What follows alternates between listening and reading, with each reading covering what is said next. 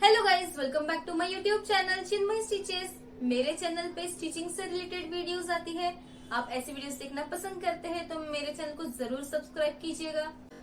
तो अगर आप प्रिंसेस कट ब्लाउज डिटेल में सीखना चाहते हैं तो मैंने पेपर कटिंग पे प्रिंसेस कट ब्लाउज अच्छे से एक्सप्लेन किया है। आप वो वीडियो जरूर देख लीजिए, क्योंकि इस वीडियो में मैं डायरेक्ट फैब्रिक पे कटिंग बताने वाली हूँ आपको। तो आप पहले पेपर कटिंग जरूर देख लीजिएगा। अगर आपको प्रिंसेस कट ब्लाउज नहीं आता, आप सीखना चाहते हैं डिटेल में, तो वो वीडियो आपके लिए ही है।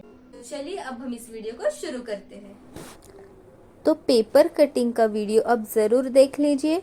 उसके बाद हम सबसे पहले अस्तर लेंगे। पेपर कटिंग के बाद अस्तर पे कटिंग करेंगे हम। अस्तर को मैंने 4 फोल्ड कर लिया है, और 4 फोल्ड मैंने इसलिए किया है क्योंकि हमें 2 सेट्स चाहिए फ्रंट के लिए। एक हमारा यूज़ होगा कप्स ऐड करने के लिए, और दूसरा यूज़ होगा फैब्रिक में अंदर से लाइनिंग लगाने के लिए। तो इस तरीके से हम पेपर को पिनअप करके मार्जिन्स ड्रॉ कर लेंगे। ये वाले पोर्शन में हमें स्टिच करना होता है, इसलिए हमें हाफ इंच की मार्जिन लगेगी। तो हम इस तरीके से मार्जिन ड्रॉ कर लेंगे और फिर हम अस्तर की कटिंग करेंगे। तो चलिए इसकी कटिंग कर लेते हैं। तो अब हमें करनी है मेन फैब्रिक पे कटिंग। तो सबसे पहले पेपर कटिंग, फिर अस्तर कटिंग, और फिर हमारी होगी मेन फैब्रिक पे कटिंग।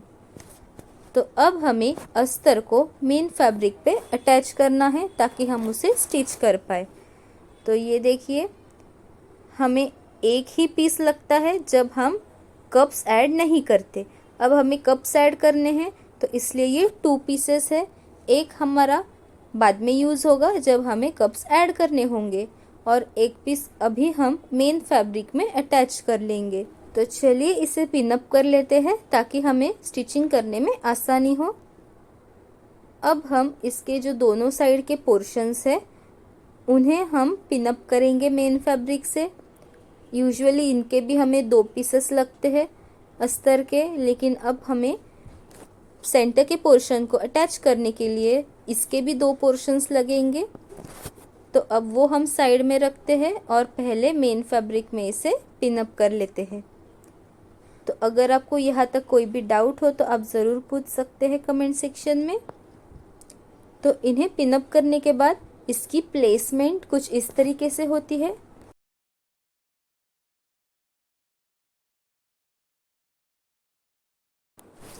तो अब हम इसकी स्टिचिंग कर लेते हैं। आप वीडियो को एंड तक ज़रूर देखिएगा, आपको बहुत हेल्प होगी पैडेड ब्लाउज़ बनाने में। तो चलिए अब हम इसकी स्टिचिंग कर लेते हैं। इस तरीके से हमें सारे तरफ से इसे स्टिचिंग कर लेनी है, और ये सेंटर वाले पोर्शन में और साइड वाले पोर्शंस में ऐसे ही हमें स्टिचिंग करनी है। पिनअप करेंगे तो ये सब आसानी से हम कर सकते हैं, वरना अगर फैब्रिक हिल जाता है तो वो स्टिचिंग खोल के हमें वापस स्टिचिंग करनी पड़ती है। इसलिए सेफ साइड के लिए हम पिनअप कर लेते हैं। तो ये हमारा हर तरफ से स्टिच करके हो चुका है। अब हम सारे पिन्स निकाल लेंगे, और मैं पिन्स को एक जगह पे इकट्ठा रखने के लिए मैग्नेट का यूज़ करती हूँ और इसे मशीन पे ही लगा देती हूँ। अब हम सारे साइड्स कट कर लेंगे जितने भी अस्तर से बाहर आ रहे हैं फैब्रिक के। तो ये साइड्स हमने कट कर लिए हैं। अब हमें इन्हें आपस में स्टिच कर लेना है। ये सेंटर वाला पोर्शन है हमारा, और ये साइड वाला पोर्शन है। अब ये जो साइड वाला पोर्शन है हमें सीधे तरफ मेन फैब्रिक के, इसकी भी सीधी तरफ प्लेस करनी है, और इसका जो शेप बनाया है हमने प्रिंसेस कट के लिए उसे मिलाते हुए इसे प्लेस करना है। ये देखिए, इस तरीके से इसे मिलाते हुए हमें स्टिच करते जाना है। अब हम इसे स्टिच कर लेंगे। हाफ इंच हमने मार्जिन रखी थी, तो हम इसे हाफ इंच पे ही स्टिच करेंगे।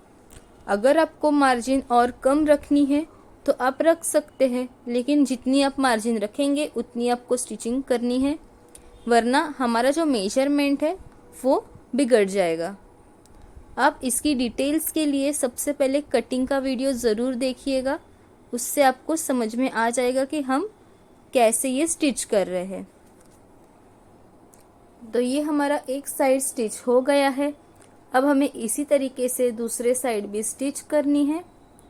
सीधी तरफ दूसरे पोर्शन का सीधा तरफ प्लेस करना है और स्टिच करते जाना है इसके शेप को मिलाते हुए। आप इस स्टिच को डबल कर दीजिए तो और भी अच्छी फिनिशिंग आ जाएगी। ये देखिए प्रिंसेस का शेप प्रॉपरली आ गया है। अब जब हम इसे कप्स ऐड करेंगे तब इसका शेप और भी शार्प दिखेगा। तो उसके लिए अब हम जो हमने अस्तर के फैब्रिक के एक्स्ट्रा पीसेस रखे थे उन्हें अब हमें आपस में जॉइन कर लेना है, जैसे हमने मेन फैब्रिक को किया था। उससे पहले हम अपेक्स पॉइंट मार्क करेंगे 10 इंचेस। अपेक्स पॉइंट का मेजरमेंट का कैलकुलेशन कैसे किया जाता है ये भी मैंने कटिंग के वीडियो में समझा दिया है। अब ये अपेक्स पॉइंट ज़रूरी है क्योंकि हमें यही पोर्शन में कप्स ऐड करने होते हैं। जो अपेक्स पॉइंट का मेजरमेंट होता है प्रॉपर वहीं पे हमारा कप्स का सेंटर हमें अटैच करना होता है, ताकि जहाँ पे हमें ये कप्स आने चाहिए हमारे बॉडी पे वहाँ ये प्रॉपरली फिट हो जाए। तो अब हम इसे स्टिच कर लेते हैं जैसे हमने मेन फैब्रिक स्टिच किया है। 1/2 इंच मेजरमेंट हमने इसका लिया था मार्जिन के लिए, तो वो रखते हुए अब हम इसे स्टिच कर लेते हैं। शेप टू शेप प्रॉपर मिलाते हुए इसे स्टिच करना है और ध्यान रखना है कि कहीं इसमें छोटे से गैदर्स या प्लीट्स ना बन जाए। अब दूसरी तरफ भी इसकी स्टिच कर लेते हैं। इसमें भी आप ज़रूर डबल स्टिच लगाइए। तो ये पोर्शन भी हमने स्टिच कर लिया है। ये देखिए अब हमें इसमें कप्स ऐड करने हैं। तो ये वाला जो पोर्शन है इसके ऊपर हमारे कप्स ऐड होंगे, क्योंकि ये सीम वाला पोर्शन हमारा अंदर की तरफ चला जाएगा। तो चलिए कप्स ऐड करते हैं। सबसे पहले हमें कप्स में सेंटर मार्क करना होता है। इसको पहले हाफ फोल्ड करेंगे और एक मार्क कर लेंगे। अब इसी तरीके से हमें अपोजिट डायरेक्शन में फोल्ड करना है और दूसरा मार्क करना है। तो ये जो इंटरसेक्शन मिलेगा हमें सेंटर का पॉइंट, वो हमें स्टिच करना है हमारे फैब्रिक में। आप चाहे तो मशीन पे कप्स स्टिच कर सकते हैं, लेकिन मैं हैंड स्टिच करना प्रेफर करती हूँ क्योंकि इससे भी स्टिच प्रॉपर होती है और जल्दी हो जाती है और कोई झंझट भी नहीं होती इसमें। तो आपको जो मेथड इजी लगे आप वो फॉलो कर सकते हैं। ये देखिए इस तरीके से सबसे पहले हमें थ्रेड निकालना है फैब्रिक से और फिर हमें इसे कप्स के सेंटर से पास करना है और फिर हम इसे 4-5 टाके लगा लेंगे और इसे स्टिच कर लेंगे। ये देखिए प्रॉपर सेंटर से हमने इसे स्टिच करना है। ये 5 मिनट्स के अंदर दोनों कप्स हमारे अटैच हो जाते हैं इस तरीके से। बस आपको सेंटर टू सेंटर मिलाते हुए इसे स्टिच करते जाना है। और ये ऐसे ब्लाउज में भी ये कप्स जो है वो इतने परफेक्ट फिट हो जाते हैं कि बहुत सालों तक ये अच्छे से रह जाते हैं, कोई इनमें डिफेक्ट नहीं आता। तो लास्ट में लॉक कर लेंगे और अब दूसरा कप हम इसमें ऐड कर लेंगे। तो फिर से सुई धागे से हम पहले इसके अंदर से स्टिच निकालेंगे और फिर इसमें कप ऐड कर लेंगे। तो कौन से मेजरमेंट के चेस्ट राउंड के लिए कौन से मेजरमेंट के कप्स यूज़ करने हैं, तो अगर आपकी चेस्ट राउंड 29 इंचेस है तो आप 30 इंचेस के कप्स ले सकते हैं। कप्स हमें इवन नंबर में अवेलेबल होते हैं, जैसे कि 30, 32, 34, 36। तो ऑड नंबर के कप्स हमें नहीं मिलते मार्केट में। इसलिए अगर हमारी चेस्ट 31 है तो हमें 32 इंचेस के कप्स लेने हैं, और 32 है तो हमें 32 इंचेस के कप्स तो मिल ही जाएंगे। और इसमें क्वालिटी भी हाई एंड लो आती है, तो मैंने सॉफ्ट कप्स यूज़ किए हैं, और दूसरे थोड़े स्टिफ आते हैं, वो थोड़े सस्ते भी होते हैं। तो आप आपके बजट के हिसाब से कौन से कप्स यूज़ करने हैं ये सिलेक्ट कर सकते हैं। तो इस तरीके से हम कप्स ऐड कर लेंगे और लास्ट में इन्हें लॉक कर लेंगे। तो अस्तर में मैंने कप्स ऐड कर लिए हैं। अब ये हमें मेन फैब्रिक में किस तरीके से अटैच करना है देखते हैं। तो सबसे पहले मैं इसमें नेक का जो हमारा शेप है वो बनाने वाली हूँ। 2.5 इंच मैंने चौड़ाई ली है नेक की, और लेंथ में ले रही हूँ 6 इंचेस, और इसमें मैं स्क्वायर नेक बना रही हूँ इस तरीके से। तो अब मैं स्क्वायर नेक की कटिंग कर लूँगी।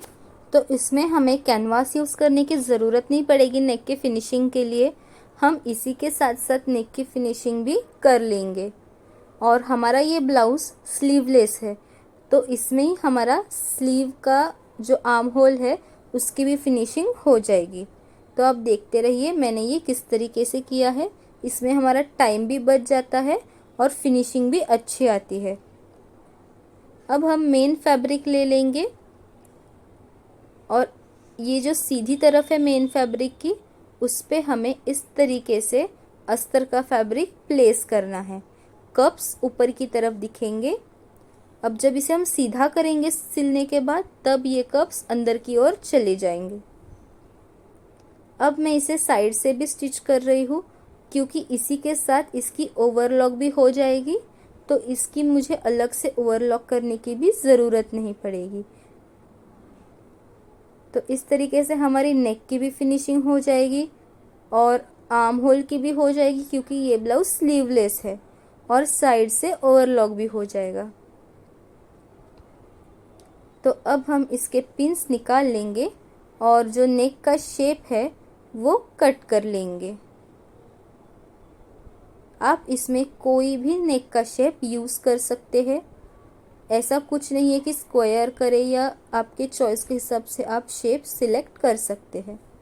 अब इसके जो कॉर्नर्स है उसमें हम कट्स देंगे, ताकि जब हम इसे सीधा करें तो इसका शेप प्रॉपर आ जाए। और आर्म होल के कर्व में भी हम छोटे छोटे कट्स लगाएंगे। बस ध्यान रखिए कि कट्स लगाते वक्त हमारी जो स्टिच है वो ना कट जाए।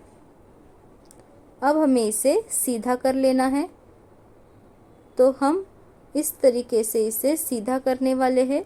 तो जो कप्स है वो मेन फैब्रिक और अस्तर के बीच में चले जाएंगे।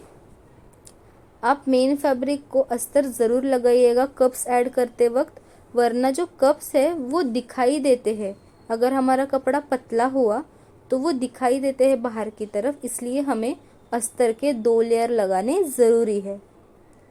अब मैंने सारे कॉर्नर्स स्क्रू ड्राइवर की हेल्प से बाहर निकाल लिए हैं। इसमें हमें फिनिशिंग की स्टिच देनी है।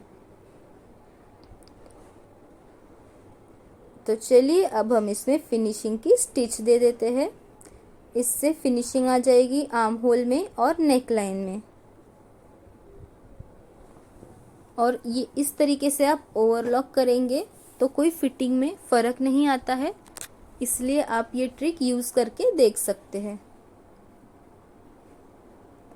तो ये फिनिशिंग तो हमारी हो गई है। अब हम बॉटम से भी इसे स्टिच कर लेंगे, ताकि हम जब बॉटम की फिनिशिंग करें तो हमें कोई डिस्टर्बेंस ना हो। देखिए ये हमारी फिनिशिंग अच्छे से हो गई है, और नेक लाइन भी एकदम अच्छे से स्क्वायर नेक आ गया है। बिना कैनवास के हमने ये किया है, फिर भी प्रॉपर फिनिशिंग आई है। अब देखिए इसके कप्स भी एकदम अच्छे से सेट हो गए हैं दोनों फैब्रिक्स के बीच में, और अंदर की तरफ भी अच्छी फिनिशिंग है, क्योंकि सीम वाले एरिया हमने अंदर की तरफ इंसर्ट कर दिया है।